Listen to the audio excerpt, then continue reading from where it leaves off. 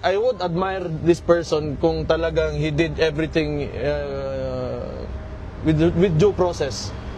Diba? But, you know, like, technically, if you talk about the case or you know, like, we review what happened, what transpired during yung ginawa sa kanya with KOJC and lahat, it's nothing. Wala. He's only handpicked there by the administration because he's an attack dog. That's it. Nothing more than that.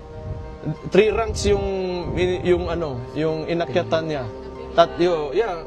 Tinalunan niya 3 ranks. And na ngayon sinasabi ni Marbil na it was based on merit. Come on, di ba?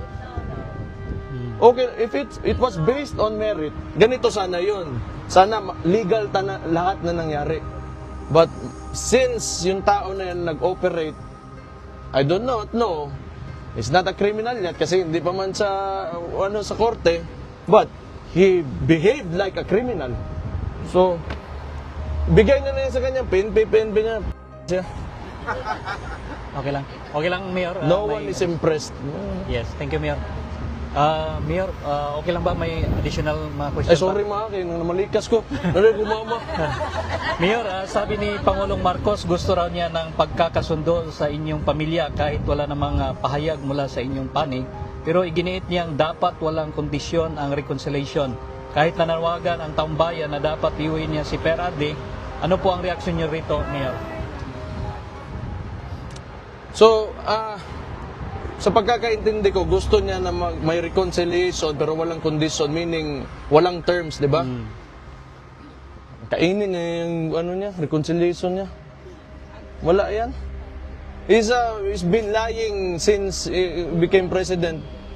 Kita mo, tingnan niyo ha, gusto niya reconciliation. Hanggang 20 niya nga bugas, ang tudgaran, puta.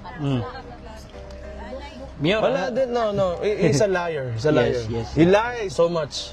Maraming basis na. Puro kasinungalingan yung tao na yan. And ang style kasi ng administrasyon na yan, press release, gusto reconciliation.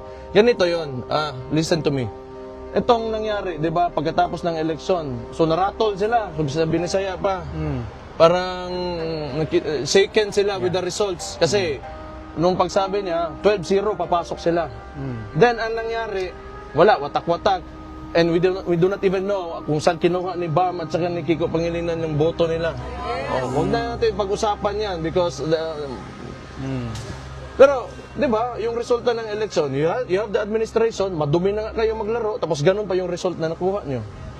So, may mass resignation ngayon nangyari. Now, I have this theory. Itong mass resignation, sino man yung na umalis talaga dito, is Soljan Guevara, di ba? I think that was only a smokescreen to tanggalin si Soljan Guevara kasi they do not want to admit na hindi nila masagot yung mga tanong sa kanila. And I do not know kung ano ang gagawin nitong bagong Solicitor General for the administration. So, yan, puro PR, puro positioning, puro angling sa media, and puro propaganda. That's all that you will get from this administration. It's been 3 years and it's been like that. So do not expect that things will get better dahil sa sinabi niya may reconciliation and he's trying to man up and no. Like what PRD said, and it clearly shows, ngayon midterm na ito, that he is weak.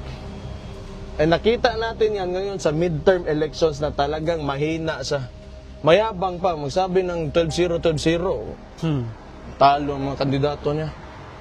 Mayor, hindi pinansin ni Pangulong Marcos ang malaking bagsak ng kanyang trust rating. Ang sabi niya, marami naman daw ibang survey bukod sa Pulse Asia.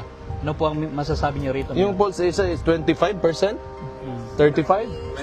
25. 35? Well, let me tell you, I've seen the other surveys. He gets 15, 20 at most, 25 at most. So yung sinasabi ng ibang survey, baka di niya na binanggit kasi mas bababa pa siya doon. Mayor, Yung pagpasok nyo kay Tatay dito, ano yung balita sa Pilipinas na binalitaan nyo sa kanya? Anong reaksyon niya? Meron ba kayong balita? Masaya. Hindi yung mga balita like yung appointment ni Torre, may mga ganun. Wala man, hindi masyado sa kay Torre talaga. Hindi sa concern, wala siyang concern kay Torre. Kahit na, Torre talaga irrelevant naman talaga yung tao na yan. Aso lang talaga. Iro ba? Iro. Pero, O mo na, pag utosan mo, gagawin niya in exchange for, of course, you know, position. everything is negotiated in this administration. It's a very, very clear.